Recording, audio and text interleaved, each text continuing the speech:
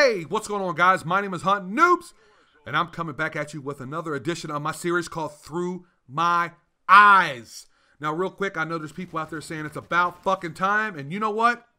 You're right. It is about fucking time. I'm not here to justify or say anything. Let's just roll with it. I have a video for you guys, and hopefully you guys are going to enjoy this video as you did the prior videos that I put out. Now, if you're new to my channel and you're wondering what the fuck I'm talking about, basically what Through My Eyes is I'm storytelling with you guys. I'm telling some of the trials and tribulations of my life. I've integrated Call of Duty into that, somewhat of a chronological order. Now, what I changed up as of late is because I'm not a big fan of Advanced Warfare, so I don't have any Advanced Warfare gameplays because I don't play the game. I don't even like Call of Duty Ghosts, so I just happen to have this gameplay, which was somewhat okay, but I figured, hey, it's 60 frames per second. Maybe it's going to make this commentary just a little bit better if you happen to not like what I have to say. At least you have something to watch. So, and if you guys do enjoy this commentary, it's really simple. All you got to do is click on the link in the description, and you can piggyback all the way back to the beginning of my Through My Eyes series, or you can do it the easy way if you scroll down to the description just a little bit further. I do have a folder already put together for you guys with roughly right around 25, I believe, Through My Eyes videos, and you can just sit back and watch them at your leisure. Now, I've had people contact me saying, hey, I just sat down and watched almost 2 to 3 hours of this content back to back to back, and for me, I find that pretty kick-ass. I find it very flattering, first off, to find anybody to take that time out of their day to listen to what I have to say. And, you know, some people, for some reason, are fascinated with some of the fucked up shit I've been through in my life. So if you guys get a kick out of people suffering, stay tuned. You're going to really enjoy what I have to talk to you guys about, or at least some of the past videos I put out. You guys are definitely going to enjoy as well. Now, as always, I ended on a juicy note. I talked a little bit about how I got put into a roommate situation with some of the kids that were there for internship. As I stated before, I really don't know how that happened. It goes to show you how hard I worked at the hotel I worked for them to trust me to be around those kids. But now, me being a parent thinking about it, that, hey, there was a convicted felon, you know, pretty much roommating or sharing rooms. I said roommating, stupid as fuck. Sharing rooms or being a roommate with their child that is there on a college internship. For me, it's mind-boggling that happened to, you know, that it even happened. So I don't know. It's just crazy now that I even think about it, as I stated before. So this is what's going on. Now, my biggest worry about these guys are they are in college, as I stated before. Now, I was a few years older than them. I think I was right around 23.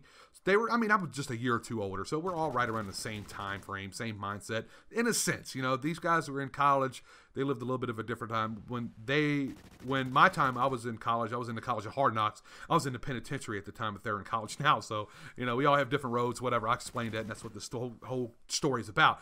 So my biggest fear was them just leaving shit around. Luckily for me, being on federal probation, you are able to drink. So these guys were able to have beer cans and laying around if my probation officer happened to stop by, which he was allowed to do at any given time. I don't give a fuck. It's 5 o'clock in the morning. If he knocks on that door, I have to answer that door and let him in.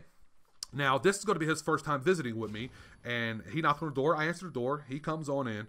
I'm showing the house. Like I said before, I spent roughly right around 5+ hours cleaning this place up because it was a fucking train wreck. Now, again, you have a bunch of college kids in here staying. I mean, we were roommating with, I don't know, 2, 4, maybe 6 people, I'm just guesstimating. And then all the other apartments around that area that were all friends with each other. So the place would get 15, 20 people in there at any given time. So it just got packed and dirty real quick. So anyways, as he's in, you know, him being worried for me because of the situation, he told me when I told him about it that, you know, I don't know if this is a good idea, you know, but at the end of the day, you make your bed, you lie down in it. So if this is what you're going to choose, if there's something that's going to happen, if something does happen, I will hold you accountable for it. And I was like, no, it's going to be fine. It's that and the other. You know, now that I'm sitting back on the outside looking in, it really wasn't the smartest decision for me. But at the time, it was really pretty much the only decision I had. So I just had to run with it. So as I invite him in, he's checking out the area, checking out. I'm walking him around. I remember walking him through the living room, the kitchen. It's a small apartment, excuse me. Got a bit of head cold still. And it's roughly right around, if I had to guesstimate, probably 1,000 or 1,200 square feet at the most. It's a 3-bedroom apartment. And so very small, especially for that many people bunking up together. And now I got to show him where my living quarters at, where I'm sleeping at. I was sharing a room with a guy, but if I remember his name correctly, it's by the name of Micah. Really kick-ass dude. Only problem was he kind of dabbled in all kinds of adult extracurricular activities, you know. He did drugs, a little bit of everything, and I was always nervous about him leaving shit around, this, that, and the other. So as I'm walking into the room, my biggest fears are unfolding in front of me, because I look down on the floor and there's a nugget on the floor. Now, for the people that may not understand the marijuana terminology, a nugget is a bud, right around the size of a quarter. You know, nothing really, anything you can do to get super high on. Maybe you threw in a bong or a bowl or something like that and hit it like that. That's about the only way you would get the full, I guess, the full advantage, take full advantage of the nugget. You know, it's not really going to do much if you rolled it up or anything, but excuse me. But it was enough there to violate me, man. Without doubt, if there was a crumb there, I can get violated for any form of paraphernalia at all, and I'm violated. I go back to the penitentiary. So I'm literally freaking the fuck out. So I walk over, I stand on top of the bud, and I sit down. Now, this had to be strange, and I'm thinking about it, because as I'm giving Bob, my probation officer, a tour of the house, all of a sudden I just come to a stop and stand on the bud and sit down on the edge of the bed as he walks past, looks around, you know, and then walks past, you know, past me, goes back around towards the front of the door, and sitting there looking at me. I'll never forget. It's like, are you coming? I was like, oh my God. So luckily for me, he did not see that. But if he did, I would have been a ton of trouble. So everything did happen to work out. Now, I knew that I could only be in this place for so long, so I knew I had to get me an apartment or anything like that. Now, during this time is when I met my soon-to-be wife. You know, I knew she was smoking hot. I had a buddy of mine named Miro that told me I had no chance with her because she was in love with him. Now, my wife, I don't think she said she was in love with him, but she definitely had a crush on him at the time, which is all good, because Miro he's from Croatia. He's about 6'6", really chiseled chin, big, you know, good-looking kid. He was definitely had no problem with the senoritas. But for me, neither did I. Like, I felt like I had, you know, I was a good-looking guy. You know, it's all falling apart now. But I'd never had any problems with ladies. Plus, I was fresh out the penitentiary, man. So I was bench pressing. I was ripped out of this frame, son. Like, and I was uber confident, right? I don't think I was cocky, but I was definitely confident. So I felt like I had to make a push. You know, I had to make, you know, it was a challenge, man. Basically, you know, being a guy, being the douchebags that we are. So another guy tells me I can't get a girl. I'm like, shit, son, you got me fucked up. I'm about to get this poontnanny.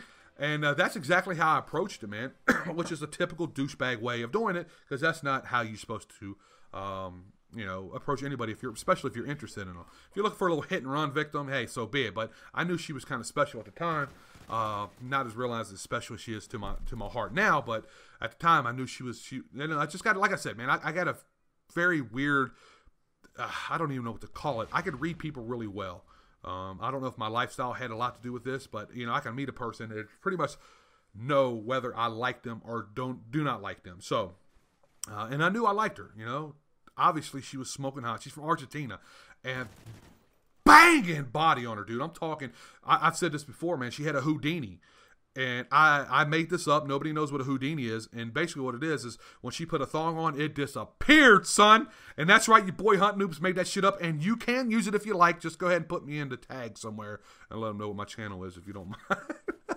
But no, she had just, man, I'm talking just beautiful face, beautiful body. She was just a perfect girl for me at the time. So I felt like, you know, well, here's what it was. My buddy Miro was going out of town. It was Thanksgiving. He was going out of town.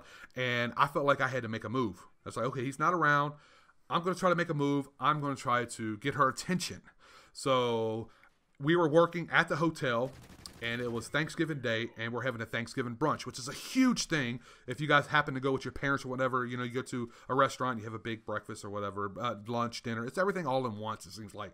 And that's what we were having. And it was slamming busy. And I went straight to her. Like, no lie. I went right up to her. Like I said, I wasn't cocky, but I was confident. And I went straight up to her, and I said, hey, is there any way you can have dinner with me tonight for Thanksgiving? And she gave me the most distraught look. I was like, damn, why is she looking at me like this for? And you won't believe what she actually said to me, guys. I'm going to end it on that.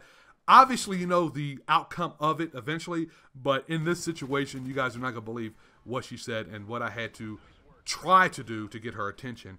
Hopefully, you guys enjoy this. I will be coming out with another Through My Eyes next week. I promise you this, guys, because this is really as juicy as you guys are used to on my channel. But I want to, you know, I want to give you guys a little bit of insight of how I met my wife and things of that nature and bring her into the story, because we're about to start getting that part of my life. So hopefully you enjoyed it. With that being said, it's your boy Hunt Noobs. I'm out this bitch. Deuces, get wrecked, son. Woo! Damn. there was a fucking echo, I felt like. That woo was off the chain. You guys already know. It was off the chain.